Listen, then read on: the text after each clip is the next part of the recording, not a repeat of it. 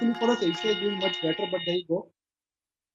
And the first rates, I will not be surprised. It's 8.9% down, 9% down, and it could be circuit any second now. So Reliance is down 10%, HDFC is down 10%, Hero MotoCorp down 10%, uh, small cap index is down 10%. So are we there at the circuit? Let's stay with the Nifty intraday graph or Nifty graph only, because frankly, that's the only thing which you could look at.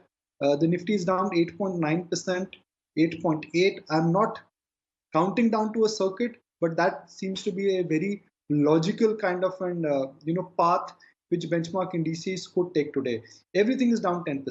That little bit of SEBI news which everyone thought on Friday could come as a relief booster, that also, given the news development of the Friday, is going to be considered as a dampener. I mean, thankfully we are not circuit down yet, but the market is so liquid and the paranoia and the nervousness is so high that one pitch of the arm, one large order, and then you could come cracking down. So it's like a mayhem out there.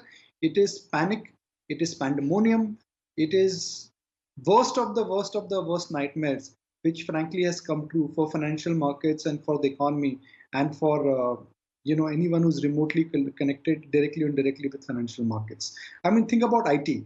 In a falling rupee environment, IT and pharma should be on a tear, but IT and pharma also is currently on the receiving end. Why? Because now questions are being asked as to what will happen to IT companies because of on-site, because to the on-site model. Now that shutdown is something which is prepared for. I mean, IT companies, what I understand, will do their best to fix the problem, and they have a leverage of on-site and off-site.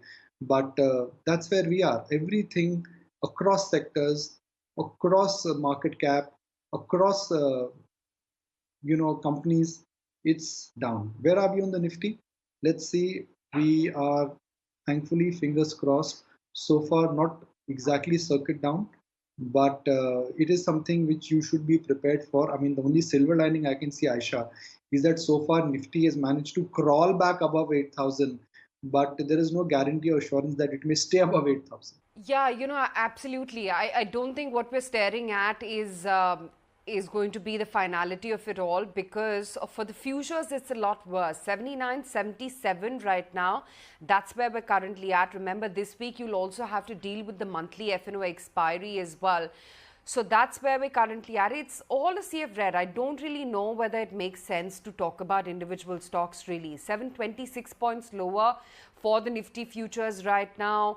ONGC, Bajaj Finance, BPCL, HDFC Life, ICICI Bank. The cuts are as deep as 12% on ONGC, and Bajaj Finance, HDFC Life, ICICI Bank all down about 10%.